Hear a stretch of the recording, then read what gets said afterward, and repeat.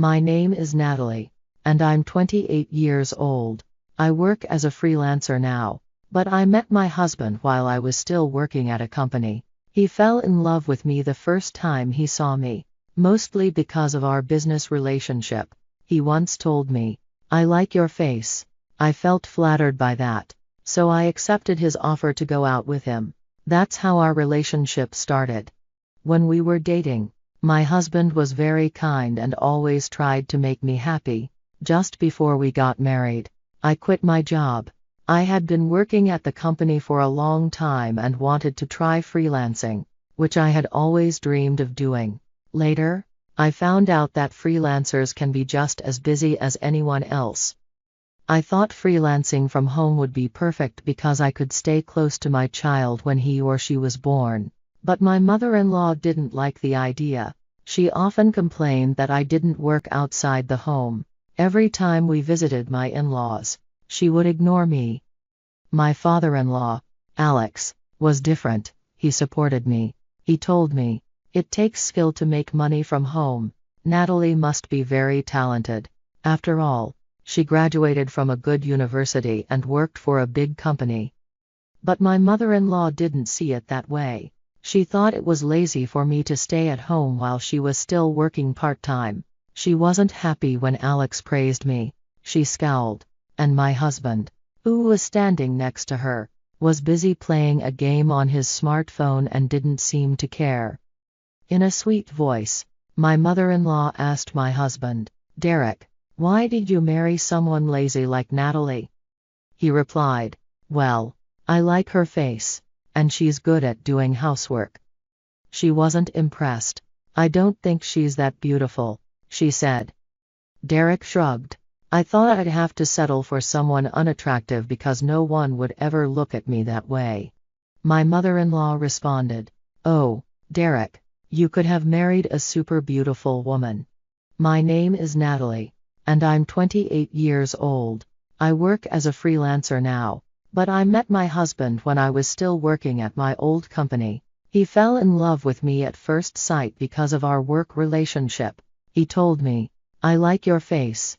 I was flattered, so I agreed to go out with him. That's how we started our relationship. When we were dating, he was very kind and always tried to make me happy. Right before we got married, I decided to quit my job. I had worked in the company for a long time and always wanted to try freelancing, but I soon realized that freelancers can be just as busy. I thought working from home would be easier for me, especially when we had a child, because I could take care of the baby and work at the same time. However, my mother-in-law didn't like the idea. She often complained that I didn't work outside the house. Every time I visited her, she would ignore me. On the other hand, my father-in-law, Alex, was supportive. He said, "It takes a lot of skill to make money from home. Natalie must be very talented. She graduated from a good university and worked for a big company." But my mother-in-law disagreed. She thought I was lazy for staying at home while she still worked part-time. When my father-in-law praised me, she got upset. She scowled, and my husband didn't seem to notice. He was too busy playing a game on his phone. Then, in a sweet, almost childish voice, my mother-in-law asked my husband, "Derek, why did you marry someone lazy like Natalie?" He replied, "Well, I like her face, and she's good at doing housework." She wasn't impressed. "I don't think she's that beautiful," she said. Derek shrugged and said, "I thought I'd have to settle for someone less attractive because no one else would look at me like that." His mother responded, "Oh, Derek, you could have married a really beautiful woman." One slow day at work, I decided to go to City Hall and get divorce papers. As soon as I got home, I filled out my part and called my parents. They were furious when they heard about the things my husband and mother-in-law had said about me. "We didn't let you marry him to be treated like this," they said angrily. When my husband came home from work, I showed him the divorce papers and told him to fill them out quickly. I wanted a divorce right away. He was shocked. "What are you doing?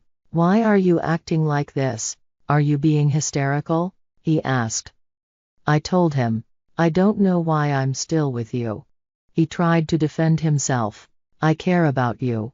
All I ever think about is you, Natalie. But I just replied, you're lying.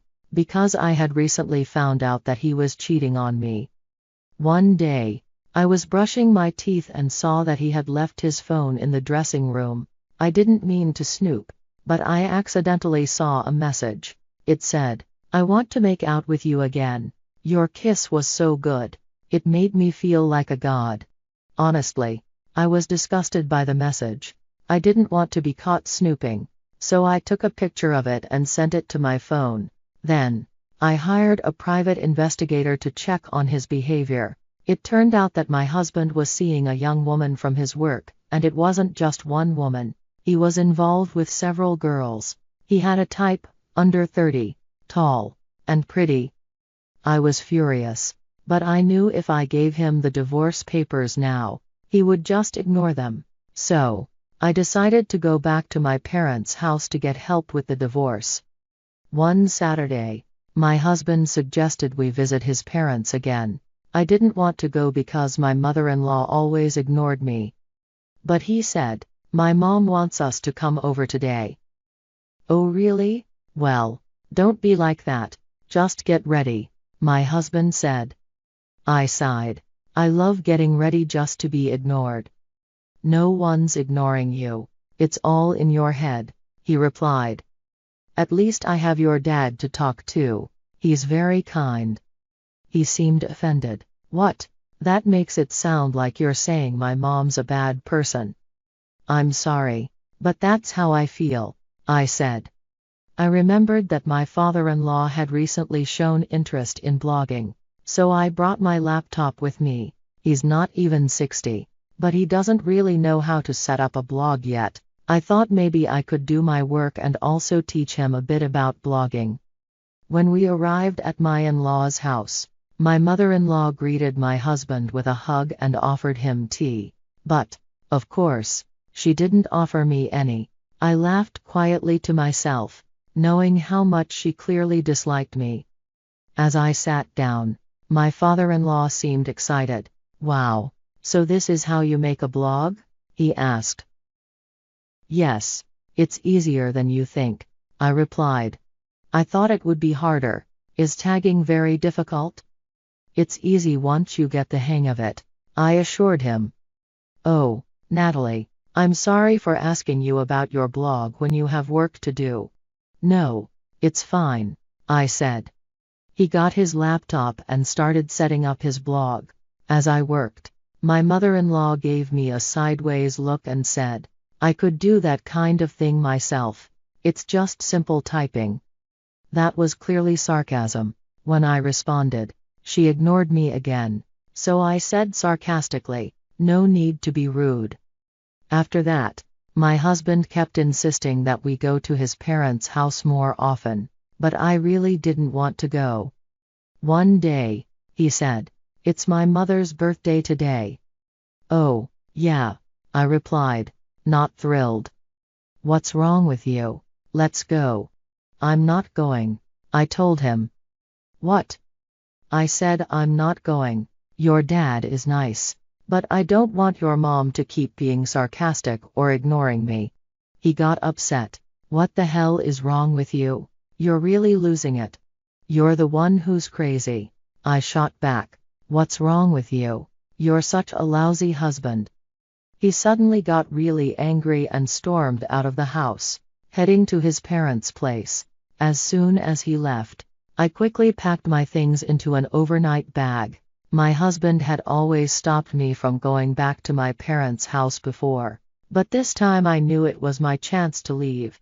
Does my husband even care about me, or is he just afraid to get divorced because it would bring shame to his family? Maybe he feels guilty about the affair. Either way, it doesn't matter to me. I'm going to get a big alimony payment out of him. When I got back to my parents' house, they told me they would never let me see my in-laws again. When I told them that my husband had been cheating on me, they were furious. Their faces turned red. and they cursed, saying, "I can't believe he's such a lousy man." A little while later, my husband called me. "Hey, where are you? Why is your stuff missing?" I calmly replied, "I'm not coming back. I'm at my parents' house." "What? What are you talking about? Are you stupid for going back to your parents?" "No, you're the one who's stupid. Not only do you look down on me, but you're cheating on me too." He sounded defensive. "Well, you thought you were a good kisser, huh? I had to pretend all these years, but from the first time I kissed you, I thought you were terrible." He seemed shocked. "Why would you say that?" "I don't care anymore. It's disgusting. I'm divorcing you." He panicked. "Wait, if you divorce me, you'll ruin my reputation." "You're so full of yourself," I said and hung up. A few hours later, my husband showed up at my parents' house with his parents.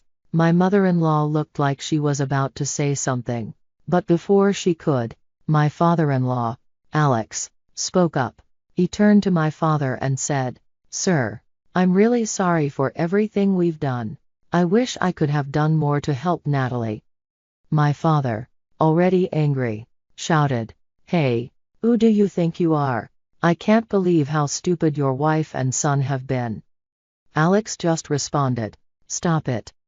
Actually, my father-in-law, Alex, had also been wanting a divorce from his wife, and my decision gave him the push he needed. "What?" I was shocked. He then revealed that his wife, my mother-in-law, had been having an affair with the manager of the store where she worked part-time.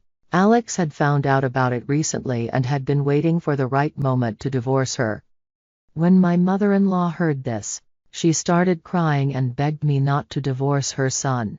But soon, both she and my husband lost their tempers, completely stunned. My parents were just as shocked. After that, my husband and I divorced. Soon after, Alex divorced my mother-in-law as well. Both my ex-husband and my mother-in-law had been unfaithful, so they were charged a large amount of alimony. Now, my mother-in-law is working several part-time jobs, just like when she was younger, to pay off her alimony. My ex-husband quit his job and is currently looking for work. They are living together in a small studio apartment, and honestly, they seem like a perfect match for each other. As for me, I'm staying at my parents' house while searching for a new place to live. I'm hopeful that I'll find true love someday and maybe even get married again.